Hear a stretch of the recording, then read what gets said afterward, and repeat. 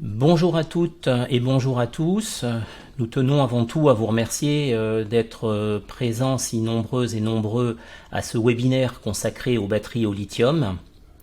Et nous vous remercions également pour toutes les questions que vous nous avez posées lors de votre inscription. Je me présente, je suis Stéphane Miraval, ingénieur chimiste au département expertise et conseil technique, et je vais co-animer ce webinaire en compagnie de Florian Marc, également ingénieur chimiste au département expertise et conseil technique et spécialiste du risque incendie-explosion.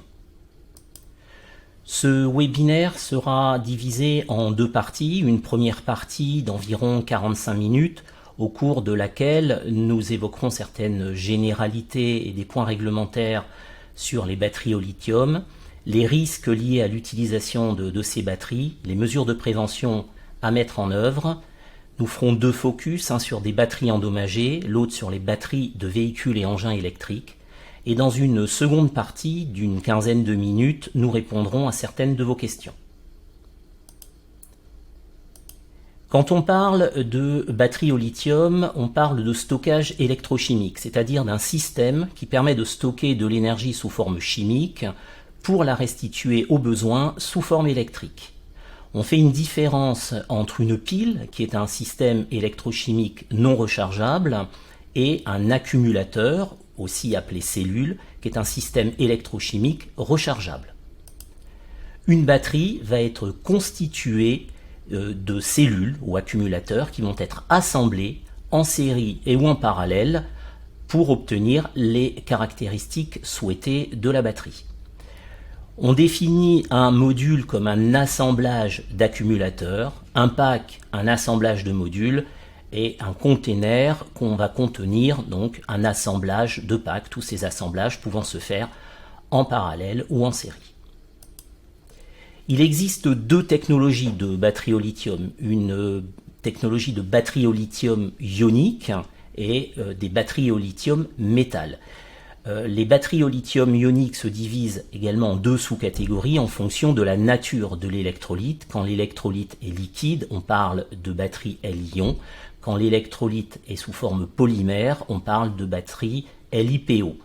L'abréviation communément retenue pour les batteries au lithium métal est LMP pour lithium métal polymère. Si on regarde un petit peu plus près une cellule, cette cellule va être constituée de plusieurs éléments, de deux électrodes, une électrode négative qui est en général en graphite dans la technologie L-ion et sous forme de lithium métal pour la technologie LMP, une électrode positive qui va être constituée d'oxydes métalliques lithiés, des oxydes complexes, donc constitués de métaux, cobalt, nickel, aluminium, fer, manganèse et bien évidemment lithium. Et la composition de cette électrode positive va avoir des impacts sur la densité d'énergie de la batterie, sa puissance, sa cyclabilité, sa stabilité, sa sécurité et également son coût. Autre élément constituant cette cellule, c'est l'électrolyte qui est sous forme de sel de lithium dans la technologie L-ion et sous forme d'un électrolyte polymère solide dans la technologie LMP. Le schéma représenté à l'écran montre la migration des ions lithium et des électrons lors d'une phase de charge, c'est-à-dire quand la batterie est sur secteur. Cette migration va être inversée lors de la phase d'utilisation de la batterie, donc lors de la phase de décharge. Quelques caractéristiques essentielles quand on parle de batterie au lithium, sa tension nominale qui est exprimée en volts, qui est en fait la tension moyenne pendant la décharge, sa capacité nominale exprimée en ampères-heure correspond à la quantité d'énergie électrique qui va pouvoir être stockée dans la batterie. Le tableau présent à l'écran donne des valeurs moyennes de tension, de capacité, de poids et de nombre de cellules qui vont constituer des batteries utilisées dans des ordinateurs, de l'outillage électroportatif, des vélos, des véhicules électriques ainsi que des containers de stockage. Autre élément indispensable d'une batterie au lithium, le BMS, le Battery Management System, qui est en fait le gestionnaire de la batterie. Il va gérer la charge de chaque cellule, il va détecter et désactiver des cellules qui seraient défaillantes sur des problèmes de surtension ou de sous-tension, d'augmentation de température, et il va limiter les risques de réactions incontrôlées. C'est donc un élément indispensable des batteries au lithium, tant pour le fonctionnement de la batterie que sa sécurité. Voici quelques illustrations de batteries et des équipements qui les contiennent, donc ordinateurs, téléphones, outillage électroportatif, petite mobilité, style trottinette, vélo, scooter, bien sûr véhicules, voitures, bus, camions. Dispositifs médicaux et également stockage stationnaire d'énergie renouvelable. Il existe 3 types de cellules, des cellules cylindriques qui sont très ressemblantes aux piles alcalines que nous avons tous chez nous. Leur enveloppe de ces cellules cylindriques est résistante. La capacité énergétique par contre est assez limitée, ce qui impose d'assembler un nombre important de ces cellules. Ces cellules cylindriques se retrouvent dans des batteries de vélos, de trottinettes, d'ordinateurs, d'outillage et également de certains véhicules. Autre type de cellules, les cellules poches, qui sont des cellules souples, des enveloppes fragiles, mais qu'on peut moduler en fonction du conditionnement.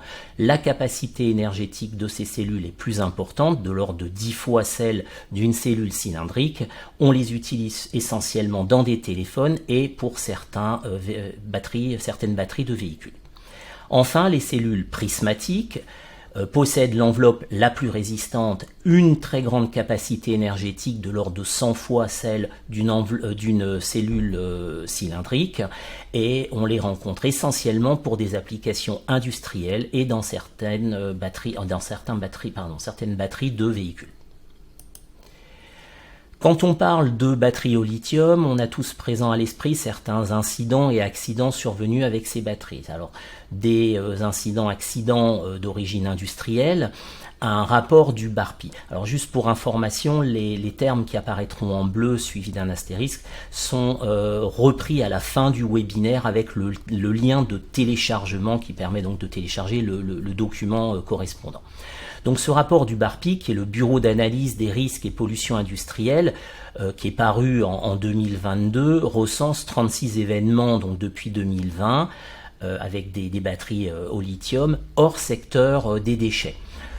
Pour illustrer, nous en avons retenu 3. Un départ de feu suite à une chute et un embrasement d'un pack de batteries d'outillage, des fumées qui ont été émises lors d'un stockage de batteries en extérieur. Ce stockage s'est fait, il n'était pas à l'abri des intempéries, donc les batteries ont été exposées à de la pluie, ainsi qu'un incendie dans un conteneur de charge de batterie avec l'emballement d'une batterie qui s'est propagé aux autres batteries contenues dans ce local avec des explosions et des projections de matière enflammée. Des accidents également domestiques, des incendies de batteries, de téléphones portables, de trottinettes, de cigarettes électroniques, de véhicules. Le plus récent de ces incidents est deux bus de la RATP qui se sont embrasés suite à un dysfonctionnement de la batterie qui était située au niveau de leur toit. On va souvent évoquer le terme de batterie endommagée au cours de ce webinaire. Alors une batterie endommagée, c'est quoi? Tout d'abord, il faut savoir la reconnaître. Alors cette reconnaissance peut être facile quand elle apparaît gonflée, comme sur les deux images, déformée, écrasée. Si elle est percée, elle présente un écoulement. Mais une batterie endommagée, ça peut être également une batterie qui chauffe anormalement ou qui ne tient plus la charge. Une batterie endommagée concerne en général des batteries usagées, donc qui ont déjà été utilisées, mais elles peuvent également concerner des batteries neuves. Alors quelles sont les causes possibles? Ces causes peuvent être d'ordre mécanique, suite au choc, à une chute, à un percement, mais également thermique, l'exposition à des températures élevées, à des rayonnements thermiques, rayonnements solaires, par exemple derrière une vitre de véhicule, le froid, et comme nous l'avons vu précédemment lors d'un incident, l'humidité. Également, parmi ces causes possibles, des causes électriques, une surcharge, un court-circuit externe, une surtension, par exemple, suite à l'utilisation d'un chargeur qui sera non adapté à la batterie. Enfin, plus rare mais également possible, des défauts de conception, par exemple l'utilisation de cellules moins chères mais de mauvaise qualité, ou l'utilisation d'un BMS qui va être inadapté au montage de la batterie. D'un point de vue réglementaire, au sujet des batteries au lithium. Le règlement REACH, dans le règlement REACH, les batteries au lithium apparaissent comme des cas limites entre ce qu'on appelle un article, c'est-à-dire un objet, et une substance ou un mélange dans un contenant. Donc le guide des exigences, la référence, comme je le disais, sera en fin de webinaire, qui est applicable aux substances contenues dans des articles, définit une batterie comme un article dont un mélange de substances chimiques fait partie intégrante. Et comme il n'y a pas de rejet intentionnel de ce mélange dans des conditions normales d'utilisation, l'article étant scellé, il n'y a pas d'étiquetage selon le règlement CLP, c'est-à-dire qu'on ne va pas retrouver de pictogramme de danger ni de mention de danger, et il n'y a pas d'obligation d'élaborer une fiche de données de sécurité. On peut néanmoins trouver sur le net des FDS pour des batteries au lithium. En ce qui concerne la réglementation européenne dans le cadre du recyclage et des déchets, il existe une directive de 2006 relative aux piles et accumulateurs, donc qui n'est pas spécifique aux batteries au lithium et qui va fixer des objectifs de collecte et de recyclage. Il existe également une proposition de règlement relatif aux batteries et aux déchets de batterie. L'annexe 12 de ce règlement va fixer des objectifs de rendement, de recyclage et de valorisation. Alors recyclage de batteries au lithium, de batteries lithium-ion à l'horizon 2025 et 2030 et de valorisation du lithium là aussi à l'horizon 2025 et 2030. Enfin, l'annexe 5 de ce même règlement définit 9 paramètres de sécurité ainsi que les essais pour évaluer la performance de la batterie en matière de sécurité, en cas de surcharge, de température abusive, de dommages mécaniques, de propagation thermique. Les batteries au lithium peuvent également être concernées par la réglementation ICPE, donc la réglementation des installations classées pour la protection de l'environnement. La rubrique 2925 de la réglementation ICPE relative aux ateliers de charge d'accumulateurs électriques, dont les batteries au lithium font partie. Donc il y aura une déclaration obligatoire si la puissance de charge maximale utilisable dépasse les 600 kW. Et donc cette rubrique 2925 va définir des dispositions qui vont être applicables, entre autres, sur le comportement au feu des bâtiments, l'accessibilité des services d'incendie et de secours, la surveillance, la vérification des installations électriques et d'autres points. Il existe également une réglementation française concernant les véhicules électriques de transport en commun, de moins ou de plus de 5 tonnes. L'arrêté du 3 août 2018 va fixer des prescriptions générales qui vont être applicables aux ateliers de charge qui contiendraient plus de 10 véhicules. Ces prescriptions vont concerner l'implantation, l'aménagement et la conception de ces ateliers de charge, ainsi que les moyens de lutte à mettre en œuvre contre l'incendie, les dispositifs d'urgence, les règles de désenfumage et autres. Concernant tous les véhicules électriques, le ministère de l'Intérieur a publié un guide pratique qui est relatif à la sécurité incendie dans les parcs de stationnement, donc les parkings couverts qui sont ouverts au public, hors parc particulier et hors parc sur les lieux de travail. Ce guide va fixer des préconisations sur les points de charge, leur localisation en fonction des différents niveaux du parking, les exigences concernant ces points de charge, la distance entre deux points de charge, les moyens d'extinction qui doivent être mis en œuvre et des informations sur l'alimentation électrique également. Autre préconisation sur les stations de charge, c'est-à-dire qui vont contenir plusieurs points de charge, le nombre maximum de points de charge, ainsi que les parois qui vont devoir entourer ces stations de charge. Et pour finir, également des préconisations sur la localisation des points de charge dits rapides. En ce qui concerne le transport par route, l'ADR, les batteries au lithium sont considérées comme des marchandises dangereuses. Elles sont identifiées par un des numéros ONU de la liste présentée à l'écran en fonction de la technologie de la batterie lithium. Est-ce que c'est une batterie lithium métal ou batterie lithium ionique, et également en fonction de la présence ou non de la batterie dans un équipement ou dans un engin de transport. À ce moment-là, sur l'emballage et sur les documents de transport devront figurer ce numéro ONU, le pictogramme, c'est-à-dire l'étiquette 9A, ainsi que la classe et le code de classification, donc 9 pour les matières et objets divers dangereux et M4 pour les piles au lithium.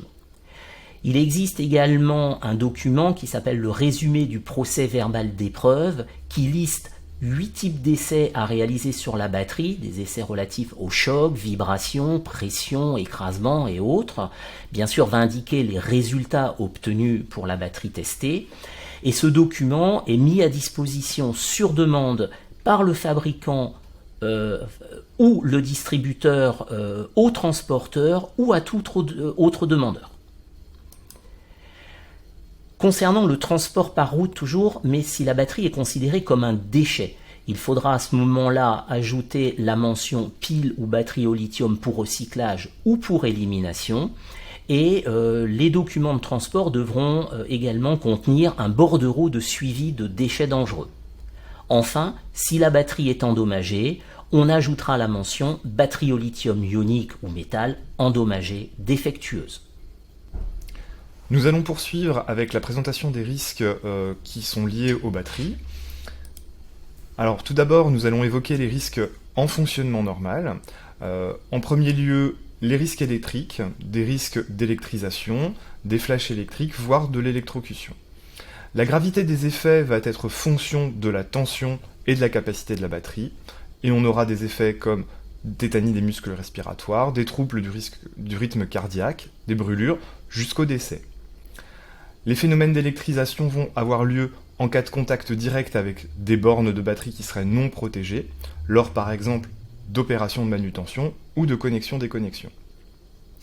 Les phénomènes de flash électrique, des effets thermiques, des projections de matière en fusion vont être dus à la mise en court-circuit des bornes de la batterie. C'est ce que vous pouvez visualiser sur l'image, qui est un extrait d'un essai où on met volontairement en contact les deux bornes d'une batterie avec une clé à molette qui va chauffer jusqu'à aller fondre. D'autres risques en fonctionnement normal sont liés à la manutention des batteries. Ça va essentiellement concerner les batteries de grande dimension ou de poids élevé, comme les batteries de véhicules. Ça sera également le cas lors de gestes répétitifs. Et on aura comme effet des troubles musculo-squelettiques, des affections du rachis lombaire, voire des écrasements en cas de chute de ces batteries de grande dimension ou de poids élevé. On va maintenant aborder les risques en cas de dysfonctionnement. Alors ces dysfonctionnements, quels sont-ils et quelles en sont les causes? Alors les causes vont être notamment des courts-circuits internes ou externes, une exposition de la batterie à des températures élevées ou à des rayonnements thermiques, un endommagement de la batterie, un choc, une chute, voire une utilisation d'un chargeur inadapté qui pourrait mener à une surtension. Et l'une des conséquences majeures va être l'emballement thermique de la batterie. Alors l'emballement thermique, qu'est-ce que c'est? C'est une réaction chimique incontrôlée qui va dégager de très grandes quantités de chaleur et va notamment augmenter la pression interne de l'enveloppe de la batterie puisqu'on va avoir dégagement de gaz. Cette chaleur qui va s'accumuler va pouvoir aller jusqu'à la détérioration des composés de la batterie, de la cellule, et l'enveloppe même. D'autres conséquences vont être si gonflement et éclatement, ouverture, percement de l'enveloppe de la batterie, des fuites d'électrolytes, des dégagements gazeux, des phénomènes d'incendie-explosion, voire des projections enflammées.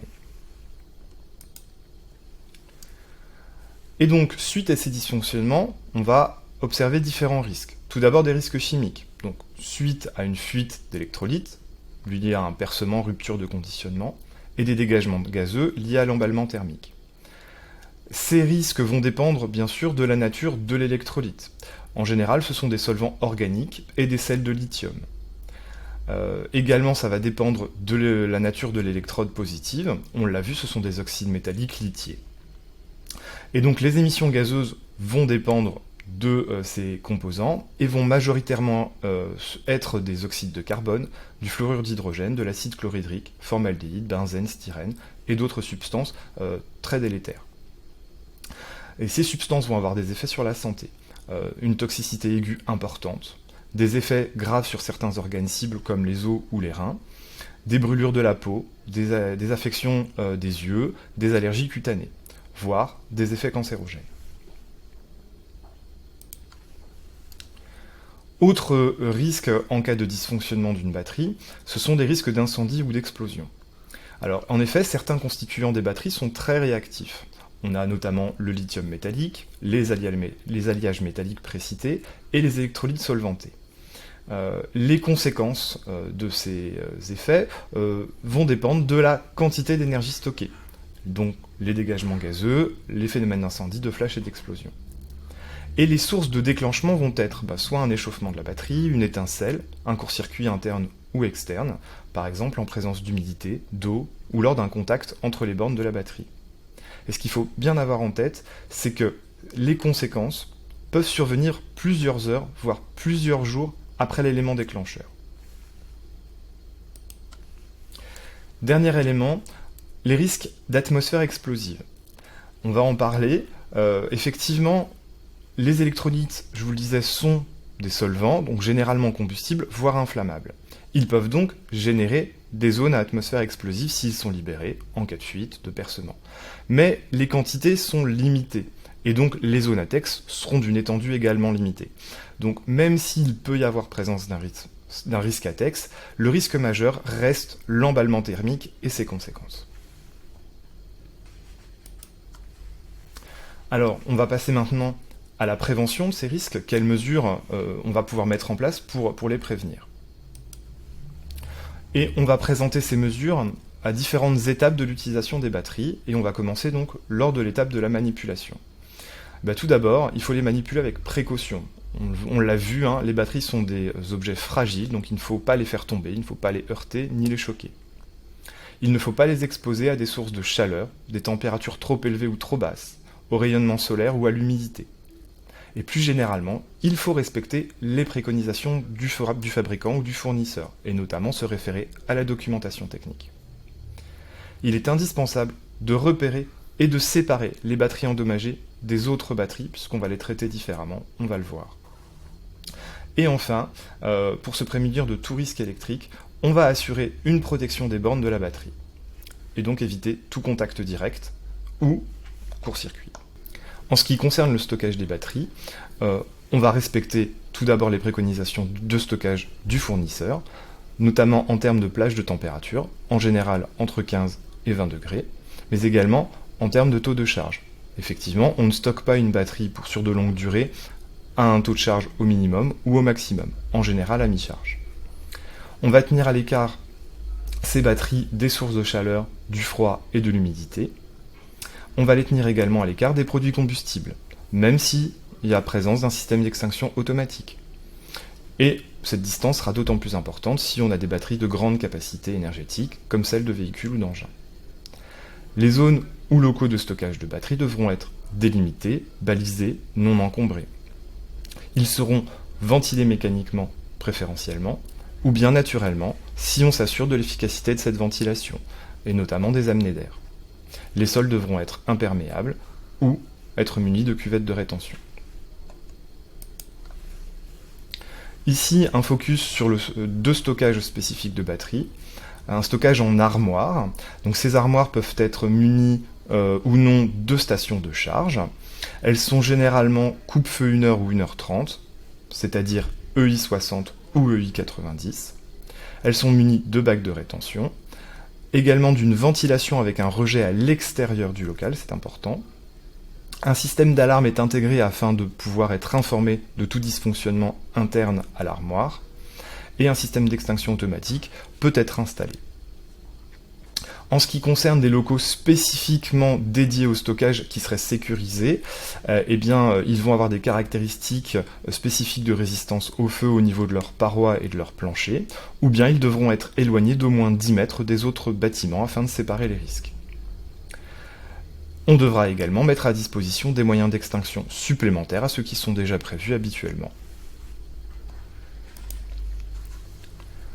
Pour ce qui est de la charge des batteries, on va ici lister des bonnes pratiques, et notamment il ne faut jamais charger une batterie qui paraît endommagée, c'est très très important. Ensuite, il faut toujours utiliser le chargeur d'origine, ou alors un chargeur qui serait adapté à la batterie, et notamment en fonction de ses caractéristiques, tension, capacité. Il ne faut jamais laisser une batterie en charge sans surveillance. Il ne faut pas non plus la couvrir. Et il ne faut pas laisser brancher une batterie une fois qu'elle est chargée. C'est pour ça qu'on va préconiser la présence d'un indicateur de fin de charge ou un chargeur qui va venir stopper la charge en fin de charge. Et encore une fois, on va venir respecter les préconisations du fabricant en matière de taux de charge et de taux de décharge pour préserver la batterie.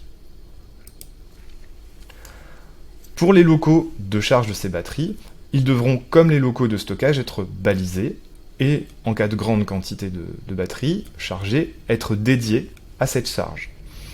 Un pictogramme comme celui qui est présent sur la diapositive peut être utilisé pour indiquer la présence de ce local de charge.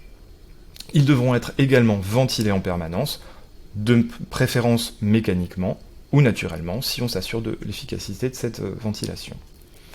Les parois planchées devront être résistants au feu, ou le local de charge devra être distant d'au moins 10 mètres des autres bâtiments. Et je vous rappelle ici ce qui a été dit au niveau de la réglementation. Pour les locaux de charge où on va avoir une puissance maximale utilisable supérieure à 600 kW, alors la réglementation ICPE va s'appliquer.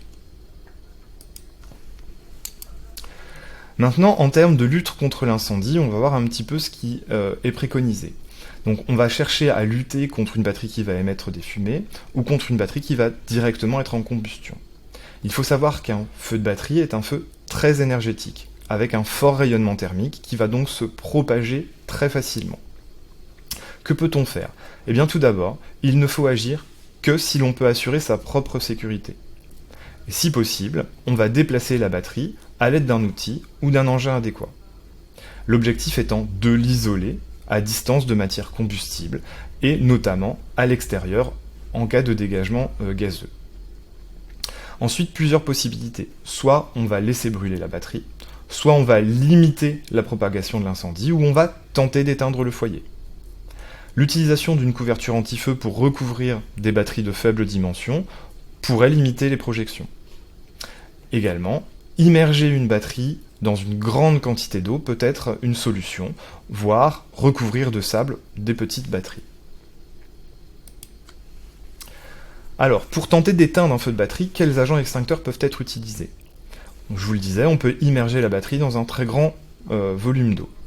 Ensuite, on a les agents extincteurs classiques présents sur les lieux de travail, sauf qu'on se rend compte que dans les premières études, les premiers essais, ils ont des difficultés à agir et à pénétrer au cœur de la batterie du fait de son enveloppe qui est relativement étanche. De plus, les quantités sont limitées dans les moyens mobiles de lutte type extincteur. Les poudres qui sont utilisées pour lutter contre des feux de métaux de classe D semblent, elles, être efficaces sur des petits foyers, mais nécessitent une formation spécifique pour pouvoir les mettre en œuvre. Il faut savoir que, suite à tout cela, des développements sont en cours, notamment de la vermiculite en suspension en solution semble être prometteuse.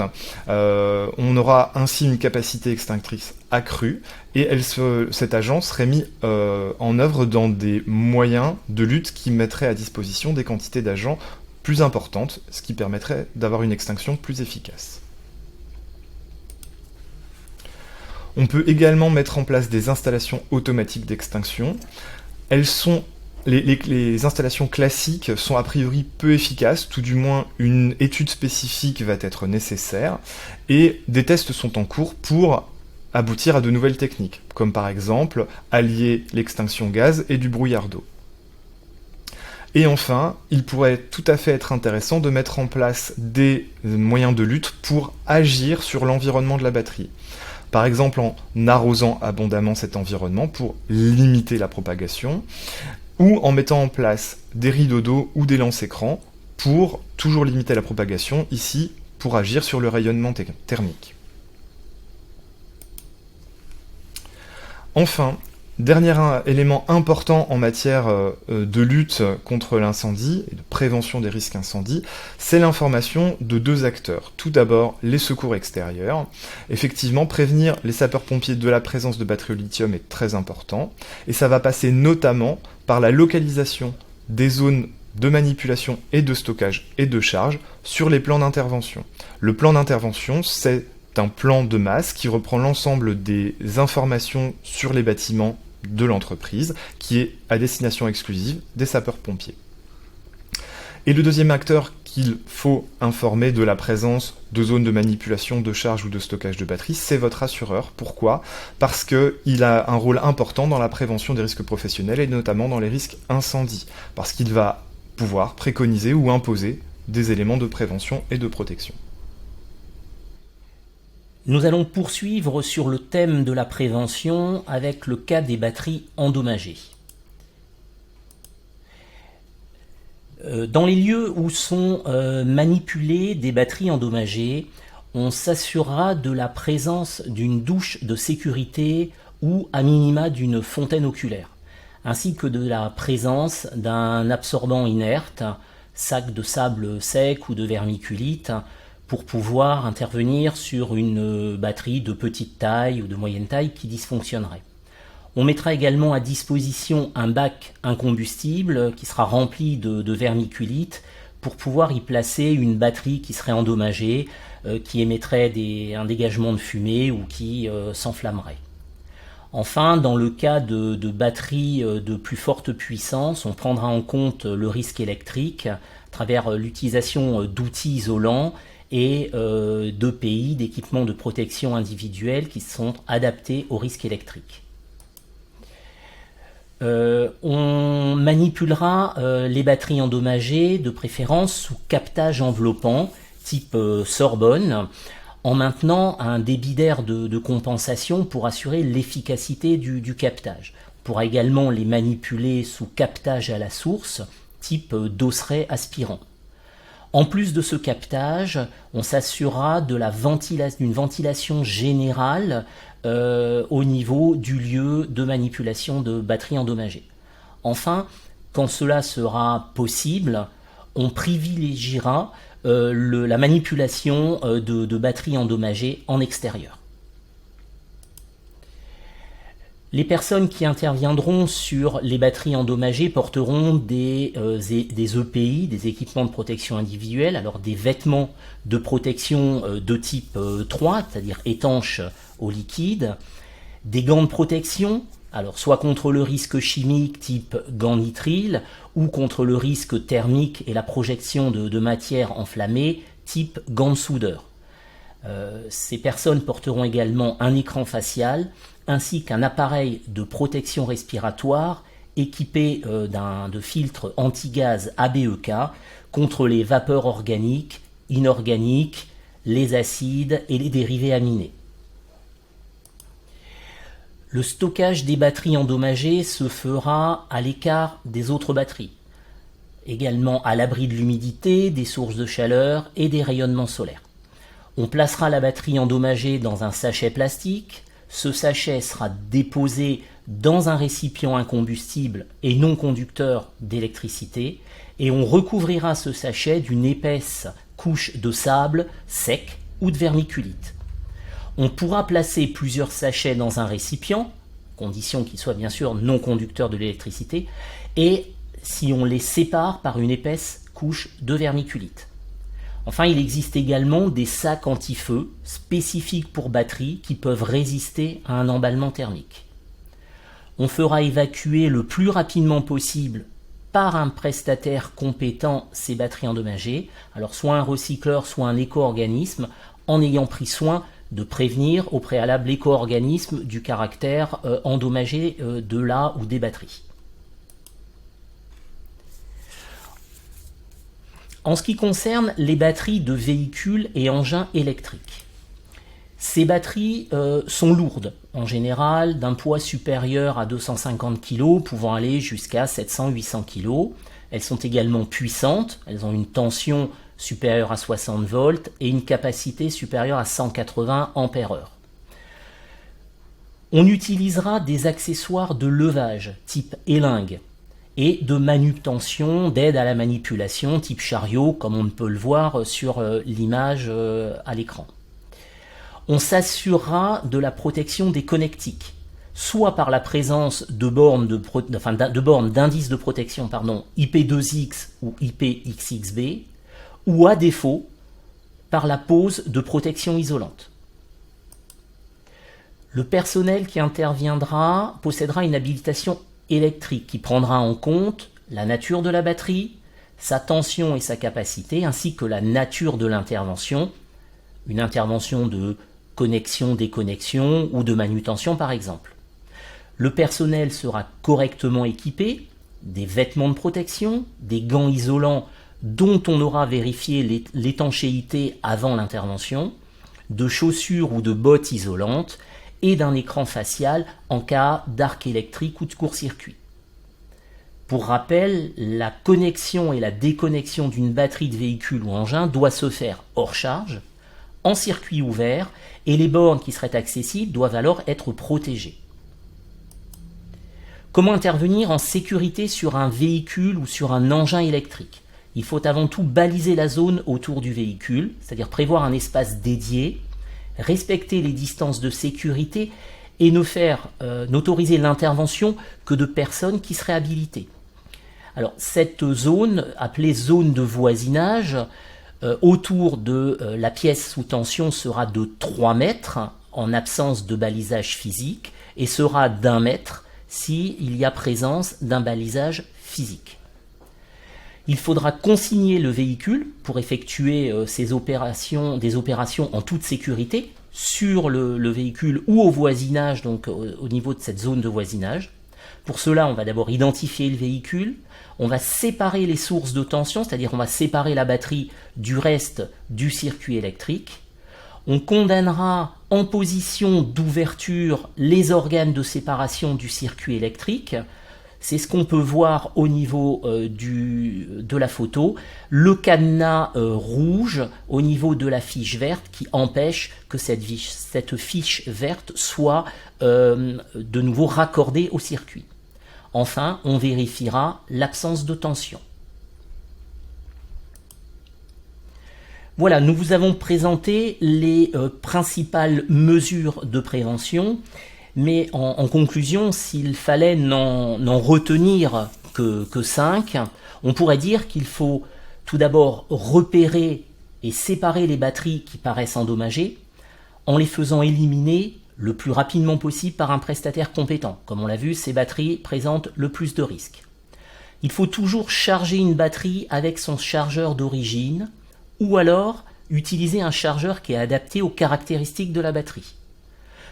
On ne laissera jamais une batterie en charge sans la surveiller. Enfin, on a vu qu'il était difficile d'éteindre un feu de batterie, donc on n'interviendra lors d'un feu de batterie en priorité que pour limiter, dans un premier temps, la propagation de l'incendie. Et dans le cas de batteries de véhicules ou d'engins, on s'assurera de la protection des connectiques et on ne fera intervenir que du personnel possédant une habilitation électrique. Nous avons terminé cette première partie consacrée donc à ce webinaire et nous allons répondre à certaines de vos questions.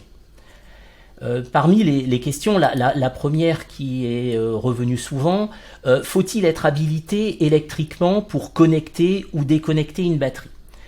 Alors la réponse va dépendre de plusieurs paramètres. Tout d'abord, de l'indice de protection des connectiques. Est-ce que ces connectiques sont IP2X ou IPXXB? Alors IP2X, ça veut dire quoi? Ça veut dire que le matériel est protégé contre la pénétration d'un corps solide d'un diamètre supérieur à 12,5 mm. Et IPXXB signifie que les parties dangereuses du matériel sont inaccessibles avec le doigt. Donc, dans le cas de connectiques IP2X ou IPXXB, l'habilitation électrique n'est pas nécessaire. Maintenant, si ces connectiques ne sont pas IP2X ou IPXXB, cela va dépendre de deux caractéristiques de la batterie, sa tension et sa capacité. Alors, il faut juste être vigilant sur une chose, c'est que en cas de connexion de batteries entre elles, si ces batteries sont connectées en série, il y aura un effet cumulatif au niveau de la tension. Si par contre ces batteries sont connectées entre elles en parallèle ou en dérivation, il y aura un effet cumulatif de la capacité. Et donc, si nous sommes dans le cas de connectiques qui ne sont pas IP2X ou IPXXB, dans le cas d'une batterie stationnaire, l'habilitation sera nécessaire si la tension est supérieure à 60 volts ou si la capacité est supérieure à 50 ampères heure. Et dans le cas d'une batterie qui serait embarquée sur un véhicule ou un engin, cette tension sera de 60 volts et la capacité sera de 180 ampères heure. Il est important de rappeler que même si l'habilitation n'est pas nécessaire, il faudra néanmoins tout de même il faudra tout de même que le salarié soit informé et qu'il soit averti des risques liés à l'utilisation de batteries au lithium. Autre question, comment éliminer des batteries au lithium usagées ou défectueuses en entreprise? La première chose à prendre en compte, c'est que quand cela est prévu par conception par le fabricant de l'équipement et qu'on peut réaliser cette opération sans danger, apparent du moins, il faut toujours retirer la batterie et la séparer de l'équipement ou de ce qu'on appelle le D3E, c'est-à-dire le déchet d'équipement électrique et électronique. Il existe deux systèmes de collecte. Un système appelé collectif, en adhérant à un éco-organisme, ou alors un système individuel agréé, c'est actuellement ce qui est retenu par le secteur automobile. Cela donc se fera par apport volontaire dans un point de collecte. Alors ce point de collecte, il peut être en entreprise, il peut être en grande surface, dans des commerces spécialisés, ou alors dans des points de collecte spécifiques. C'est ce qui existe en général pour les batteries de petite mobilité. Autre possibilité, c'est un apport volontaire en déchetterie. Quand l'entité, c'est-à-dire l'entreprise, la grande distribution ou autre, est identifiée comme collecteur par adhésion à un éco-organisme, c'est-à-dire via un contrat, les éco-organismes sont au nombre de 2 actuellement, ce sont Corepil et Screlec. C'est l'éco-organisme qui va mettre à disposition les conditionnements qui seront appropriés pour le stockage et pour le transport de ces batteries qui seraient usagées ou défectueuses. Et c'est l'éco-organisme qui va assurer la collecte également et le traitement de ces piles. Il fournira même l'étiquette de transport qui sera à apposer sur le conditionnement. Si l'entité n'est pas adhérente à un éco-organisme, elle devra faire appel à une entreprise privée spécialisée dans la gestion des déchets. Autre question, comment sont recyclées les batteries au lithium? Alors, il existe 2 principaux types de traitements pour piles et batteries. Donc, c'est-à-dire pour les piles et batteries de façon générale, dont les piles au lithium, mais également pour les piles salines, alcalines, nickel, cadmium. Le premier procédé est ce qu'on appelle la pyrométallurgie. Donc elle se déroule en plusieurs étapes. Il peut y avoir une première étape de broyage. suivi d'un traitement thermique. Dans un four métallurgique, les piles et batteries vont être chauffées à des températures entre 500 et 1500 degrés selon les procédés. Et on va séparer ainsi les métaux par condensation. Alors on va réussir à récupérer certains métaux comme le cobalt, le nickel, mais par contre, dans ce cas-là, on ne pourra pas récupérer le lithium. Une autre technique est l'hydrométallurgie. Donc là aussi, elle va se dérouler en plusieurs étapes. Il y aura une étape de broyage, une étape préliminaire de broyage, suivie d'une séparation magnétique des composés ferreux. Les composés non ferreux, qui s'appelle la black mass, sera traité chimiquement et il y aura une séparation des différents métaux par des procédés comme la lixiviation ou des précipitations sélectives. On va ainsi pouvoir récupérer les différents métaux. Alors il existe actuellement des procédés d'hydrométallurgie en cours de développement qui permettent de récupérer de façon sélective ces différents métaux, dont le lithium, le cobalt, le chrome, le nickel, le cadmium et le lithium, jusqu'à des puretés supérieures à 98%, donc susceptibles d'être réutilisées pour la confection de nouvelles batteries. Une étude INRS a été démarrée en 2017-2018. C'est une étude en biométrologie pour évaluer l'exposition aux métaux lors des différents cycles de traitement et de recyclage des piles et accumulateurs, donc lors des procédés de tri, de broyage et de traitement par hydrométallurgie ou pyrométallurgie. Les premières conclusions qui ressortent de cette étude sont que les procédés de traitement émettent de nombreuses des vapeurs, des fumées, des poussières qui contiennent de nombreux polluants, dont bien sûr des métaux, chrome, cadmium, nickel, manganèse et d'autres. Et les opérateurs, malgré les dispositifs de prévention qui sont mis en place actuellement, sont exposés souvent à des concentrations élevées, voire supérieures aux valeurs réglementaires, valeurs limites réglementaires.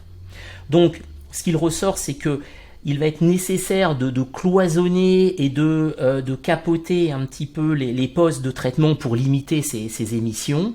Et il faudra disposer d'un système de ventilation, d'aspiration adapté et performant.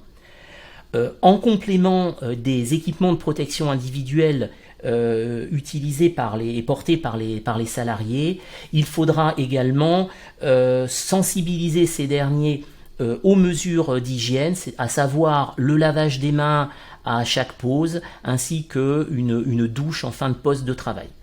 Alors, tous les résultats de cette étude seront publiés en 2022, au second semestre 2022, dans le journal Waste Management, sous le titre qui apparaît à l'écran. Passons maintenant à la question suivante. Peut-on stocker et charger des batteries au lithium avec des batteries au plomb acide ? Effectivement, on rencontre régulièrement ces deux types de batteries dans les entreprises. Alors, le stockage est tout à fait possible dans un même local, sous certaines conditions, notamment si dans ce local, on va faire l'appoint en termes d'électrolyte acide sur la batterie au plomb. Donc il faudra bien sûr séparer les lieux et les activités afin que cette activité de remplissage d'électrolyte ne puisse pas engendrer de risques pour les batteries au lithium. En ce qui concerne la charge, on va la faire dans des locaux séparés, puisque, vous le savez peut-être, mais charger une batterie au plomb va émettre en fonctionnement normal de l'hydrogène, qui est un gaz extrêmement inflammable et qui va donc présenter la propriété de générer une atmosphère explosive qu'il faut donc gérer.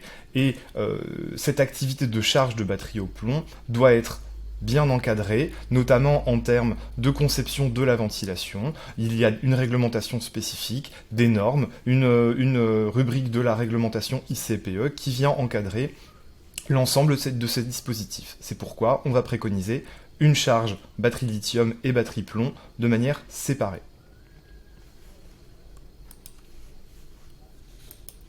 Autre question. Comment intervenir en sécurité sur un départ de feu d'une batterie au lithium? Alors on a déjà abordé ces points dans le webinaire, mais cette question est revenue de manière très récurrente lorsque vous nous posez vos questions, et donc il nous semble important de revenir et d'insister sur ces points. Et en premier lieu, il est très très important pour vous de n'agir que si vous pouvez le faire en toute sécurité. Et ensuite, un choix doit être fait. Soit vous intervenez sur le foyer, si c'est possible, c'est-à-dire encore une fois en sécurité, ou si cela n'est pas possible, alors le mieux est d'agir sur son environnement. On va laisser brûler la batterie, mais cette fois-ci, on va limiter la propagation, parce que c'est vraiment le risque majeur. Et donc, comment on va le faire? On l'a vu en mettant en place des rideaux d'eau, des lance-écrans pour faire barrière au rayonnement thermique du foyer, ou bien directement en arrosant l'environnement de la batterie qui est en feu.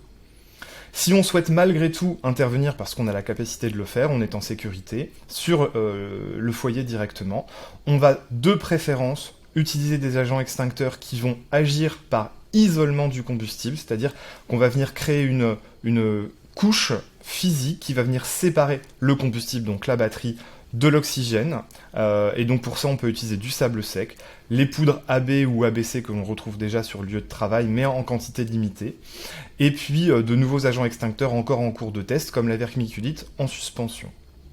Et je vous le disais, si on peut déplacer une batterie en feu en toute sécurité, on peut tenter de l'immerger dans une grande quantité d'eau. Dernière question, comment peut-on améliorer la durée de vie d'une batterie au lithium tout en limitant les risques? Eh bien, on va revenir aux fondamentaux. Tout d'abord, respecter les préconisations du fournisseur, en termes de température, en termes de niveau de charge. On va devoir que ce soit donc en termes de stockage, en termes de phase de charge, bien sûr respecter les préconisations du fabricant ou du fournisseur de la batterie. On vous rappelle ici aussi quelque chose que l'on a dit plusieurs fois durant ce webinaire, utiliser de manière systématique le chargeur d'origine ou éventuellement un chargeur qui serait adapté aux caractéristiques de la batterie. Il est primordial d'éviter les décharges complètes, voire totales, afin de limiter et de prolonger la durée de vie de la batterie. Les charges rapides sont également à éviter, puisqu'elles vont engendrer des dysfonctionnements potentiels suivant les cas. Enfin, important de ne pas laisser brancher une batterie qui serait déjà totalement chargée. C'est pour ça qu'on préconise un indicateur de fin de charge ou un chargeur qui viendrait stopper la charge en fin de cycle.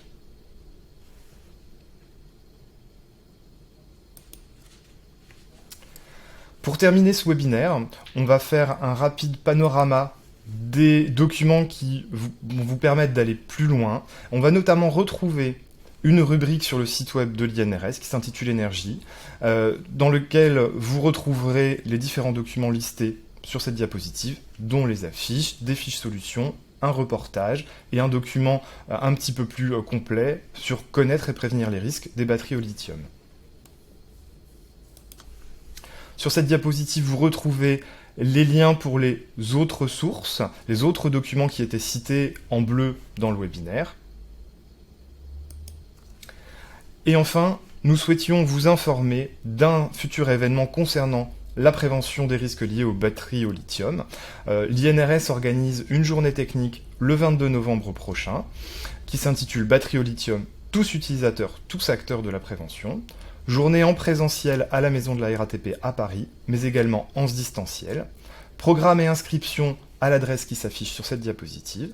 Et vous avez ici le programme qui sera mené durant cette journée, avec une grande partie consacrée à la présentation des risques, à la prévention et à la protection de ces risques, et une deuxième partie consacrée au retour d'expérience sur la gestion des batteries au lithium. Bien, nous en avons terminé avec ce webinaire, mais si jamais des questions subsistent, n'hésitez pas à nous les adresser, au service d'assistance de l'INRS via les informations qui figurent sur cette diapositive. Je vous remercie d'avoir été aussi nombreux aujourd'hui et ce webinaire sera disponible en replay dans les prochains jours. Merci, au revoir.